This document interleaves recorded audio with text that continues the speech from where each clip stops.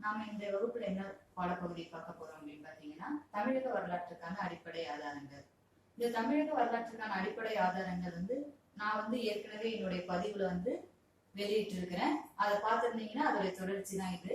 அதுல என்னன்னா, தமிழக வரலாற்றுக்கான அடிப்படை ஆதாரங்கள் எதுல இருந்தா நமக்கு கிடைக்கும் அப்படின்றத பார்த்தோம். புதைப்பொருள்ல இருந்து நமக்கு கிடைக்கும். சிற்பங்கள், கல்வெட்டுகள், ஓவியங்கள், இலக்கியங்கள், இந்த மாதிரி நிறைய இதுல இருந்து நம்மளுடைய அடிப்படை ஆதாரங்கள் நம்மளால திரட்ட முடியும். நாணயங்கள் அதுல கூட நம்மளால எடுக்க முடியும் அப்படின்றது முந்தைய பதிவுல நம்ம பார்த்தோம். இப்ப எப்படி அதை பகுக்கிறாங்க, அந்த கால நிலைகளை எப்படி எல்லாம் பகுத்து எது எந்த காலத்தை சேர்ந்தது அப்படின்னு பார்த்தோம் அப்படின்னு பாத்தீங்கன்னா, ஒண்ணு வரலாற்றுக்கு முற்பட்ட காலம்.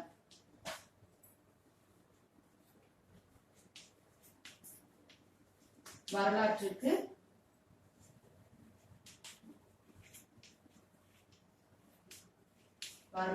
முற்பட்ட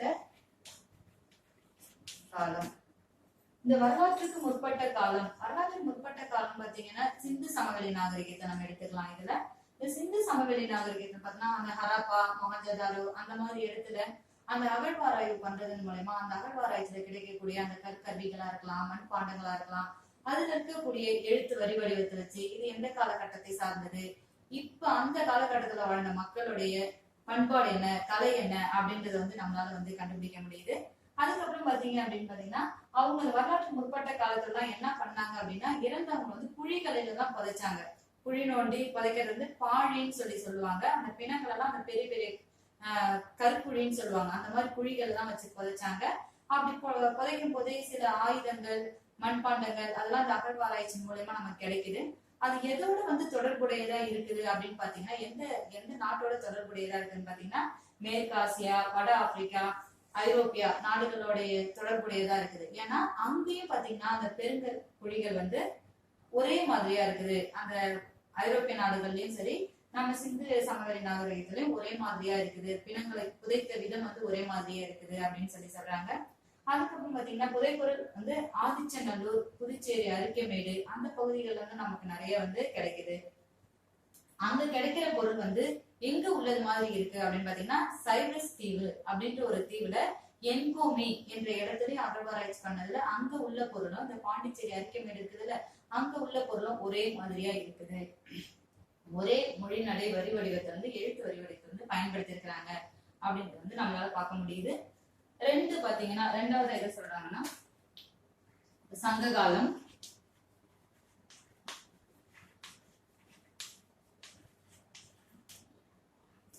சங்க காலம் எடுத்துக்கிட்டாலே இலக்கியங்கள்லாம் அதிகமா எழுந்தது இந்த சங்க காலத்துல தான். அதாவது சங்க இலக்கியங்கள் எல்லாம் பாத்தீங்கன்னா 8 தொகை, 10 பாட்டு, 15 கீழ்கணக்கு. அதுக்கப்புறம் பாத்தீங்கன்னா இதை சங்க காலத்துல முச்சங்கங்கள் வச்சு வழி நடத்தினாங்கன்னு சொல்லுவாங்க. முதல் சங்கம், இடைச்சங்கம், கடைச்சங்கம் அப்படின்னு 3 சங்கங்கள் இருந்து தமிழை வளர்த்தாங்க அப்படின்னு சொல்லுவாங்க. அப்போ அந்த சங்க காலத்துல சங்க இலக்கியங்கள்ல பாத்தீங்க அப்படின்னா, எந்த மன்னர் ஆட்சி காலத்துல அந்த இலக்கியங்கள் படைக்கப்பட்டது அப்படின்னு பார்த்தோம். இப்ப அதே சிலப்பதிகாரத்துல பாத்தீங்கன்னா, இளங்கோவடிகள் சொல்லுவாரு, பாண்டிய மன்னன் என்ன செஞ்சாரு அப்படின்னு சொன்னா, ஒரு நம்மளுடைய குமரி கண்டமே அழிஞ்சிருச்சு. அப்ப குமரி கண்டம் அழிஞ்சதுனால அவர் என்ன பண்றாருன்னா, இமயமலை வரைக்குமே போய் இமயமலை இருக்கலாம், அந்த கங்கை எல்லாம் கைப்பற்றுறாரு. ஏன்னா அந்த குமரி கண்டம் கடல் கோளால எடுத்ததுனால அங்க பக்குருளி ஆறு அதெல்லாம் அழிஞ்சதுனால அதுக்கு பதிலாதான் இங்க பாண்டிய மன்னன் அதெல்லாம் போய் எடுத்தாரு. வட இந்தியாவை நோக்கி போய் படையெடுத்து வட இந்தியா மேல இருந்து தென்னிந்தியா வரைக்கும் அவர் பாண்டிய மன்னர்களே ஆட்சி செஞ்சாங்க அப்படின்ற பதிவுகள் எல்லாம் இலக்கியங்கள் இருக்கிறதுனால அந்த மாதிரி எல்லாம் நம்ம பார்க்கும்போது அந்த சங்க காலத்துல அந்த மன்னர்கள் எந்த வழிமுறைகளை பின்பற்றினாங்க, அவங்களுடைய பண்பாடு என்ன, அதெல்லாம் இதன் மூலமா நம்ம தெரிஞ்சுக்க முடியும். 3 பல்லவர் காலம்.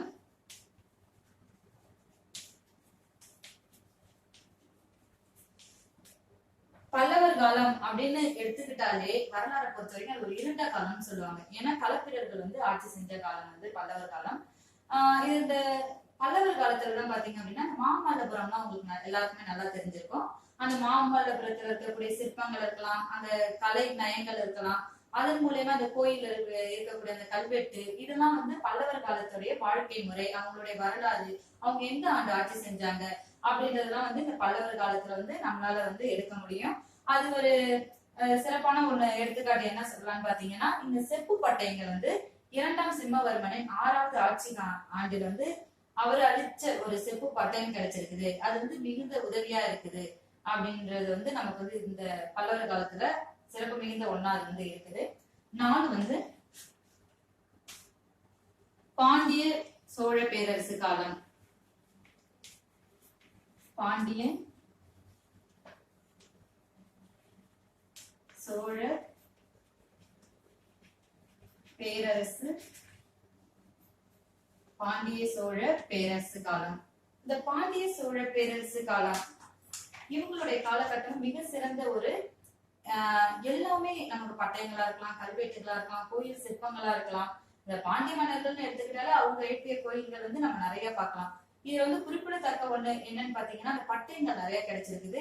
லீலன் பட்டயங்கள், சாராள பட்டயங்கள், திருவாலங்காட்டு பட்டயங்கள், கரந்தை பட்டயங்கள், இந்த மாதிரி பட்டயங்கள்லாம் வந்து இந்த பாண்டிய மன்னர் சோழ மன்னர்களுடைய அவங்க ஆட்சி செஞ்ச முறைகளை பற்றி அதுல விரிவா வந்து விளக்கப்பட்டு இருக்கும். அதுக்கப்புறம் குறிப்பிடத்தக்கது என்னன்னு பாத்தீங்கன்னா, தஞ்சை பெரிய கோயில். உங்களுக்கு எல்லாருக்குமே தெரியும் தஞ்சை பெரிய கோயில் எவ்வளவு ஒரு சிறப்பு வாய்ந்ததா இருக்குது, எவ்வளவு அழகா வந்து மன்னர்கள் வந்து கட்டியிருக்கிறாங்க அப்படின்ட்டு. அந்த கோயில்ல இருக்கக்கூடிய கல்வெட்டுகளும் வந்து அதற்கு சான்றா நமக்கு வந்து அமையுது. 5 வந்து மத்திய காலம்.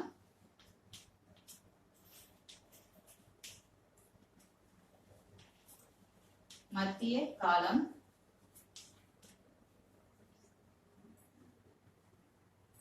இந்த மத்திய காலத்துல பாத்தீங்கன்னா விஜயநகர பேரரசின் எழுச்சியும் முடிவும், அதுக்கப்புறம் பாத்தீங்கன்னா மதுரை பாண்டியரின் வீழ்ச்சியும், மதுரை பாண்டியர்கள் எந்த அளவுக்கு வீழ்ச்சி அடைஞ்சாங்க அப்படின்றது, அப்புறம் மதுரை நாயக்கர்கள் அவங்களுடைய ஆட்சி வந்து தோற்றம் முடிவு எல்லாமே வந்து இந்த மத்திய காலத்தை வந்து நம்ம ஆய்வு செய்வதன் மூலம் நம்மளால வந்து அறிஞ்சிக்க முடியுது.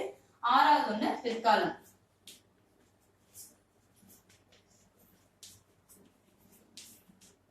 வந்து பிற்காலம். இந்த பிற்காலம் பாத்தீங்கன்னா இந்த கிழக்கிந்திய கம்பெனி, ஐரோப்பியர்கள் வரவு, அந்நிய படையெடுப்பு, இது எல்லாமே வந்து நம்மளுடைய தமிழகத்துக்குள்ள வந்த ஒரு நேரம் தான் இந்த இது. அப்ப அந்த கிழக்கிந்திய கம்பெனி, ஐரோப்பியர் வரவுல இருந்து தற்காலம் வரைக்குமே வந்து இந்த பிற்காலத்துக்குள்ளதான் அடங்கி இருக்குது. இப்ப இந்த 6 காலகட்டத்தை பிரிச்சுக்கிட்டு இந்த 6 காலகட்டத்துல இருந்து ஒவ்வொரு ஆதாரங்களையும் அடிப்படை ஆதாரங்களையும் திரட்டக்கூடியதான் வந்து இந்த பாடப்பகுதி வந்து அமையப்பெற்றிருக்கிறது. நன்றி, வணக்கம்.